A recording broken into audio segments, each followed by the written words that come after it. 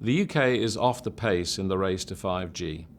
Other countries are accelerating away, not because we don't have drones or self-driving cars, but more importantly, because one of 5G's main building blocks, dark fibre, is in short supply.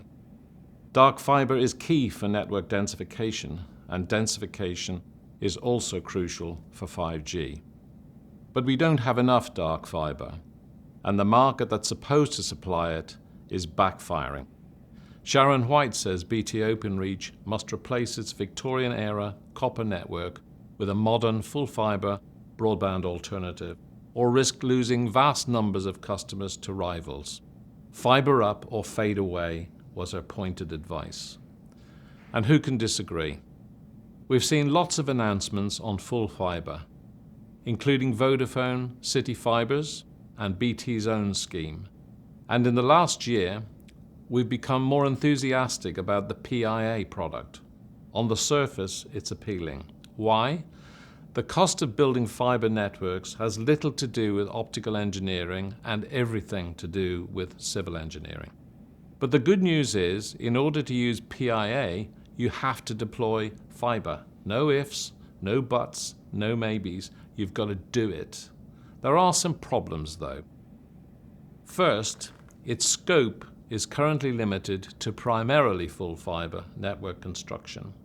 That doesn't help us with our focus on mobile-centric fibre. But given the DFA fiasco, why not turn PIA into a universal remedy to weaken BT's local access supremacy and make it available to all network builders, whether broadband, mobile, or convergence-focused? Second, the draft rules say if the ducts are full, the ISP has to pay to dig a new route, bypassing the congestion. That's not good and may rule it out for areas with the most pressing demand and the most heavily used ducts. Finally, the rules also say that if the ducts are in poor condition, BT must fix them. There is an allowance in the price for some repair work for each order placed, but once that's exceeded, the ISP has to fund the balance of the repair cost. We're interested to hear from anyone using this service. What's the practical experience of PIA on the ground? Is it a dream or a nightmare? Anecdotal evidence suggests it's a nightmare in parts of central London. Ofcom has rattled its BT splitting sabre several times already. But I wonder if, with PIA duct and pole, we may finally have a focus for Openreach. If they could do it really well, and not give preference to their own copper or fibre products, if they could provide a truly even-handed but upmarket service for everyone, then the debates about Openreach's future could end. We could all have access to ducts and poles that give BT so much market power today, and we can each make the call between investing in our own fibre or buying from someone else, including Openreach.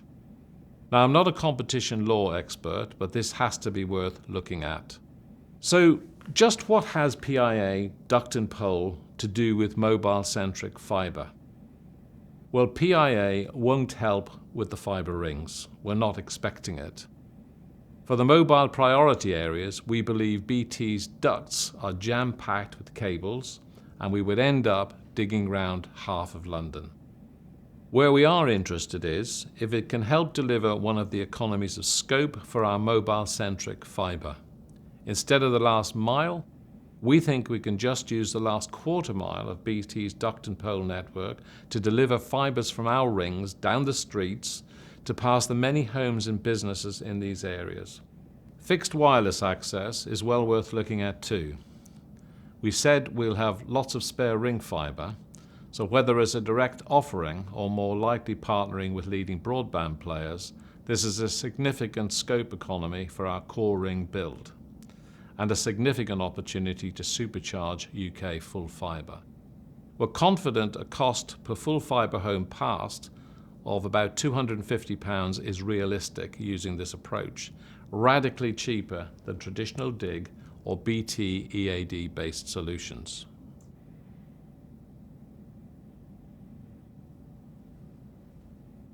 We know where the operators need fibre to drive their densification plans down to the individual site grid references. We know how to build that fibre quickly and how to break free from BT EAD constraints and bring a legion of architectural benefits as well. We can demonstrate real savings if we work together and generate positive returns on the investments. We even know how to supercharge full fibre in the same neighbourhoods by using the last quarter mile of BT's ducts or fixed wireless access. So the opportunity is there. It's massive, and the time is now. Let's work together now, get experienced group together to do it, and get the UK back into the race. The alternative is not worth thinking about. Thank you.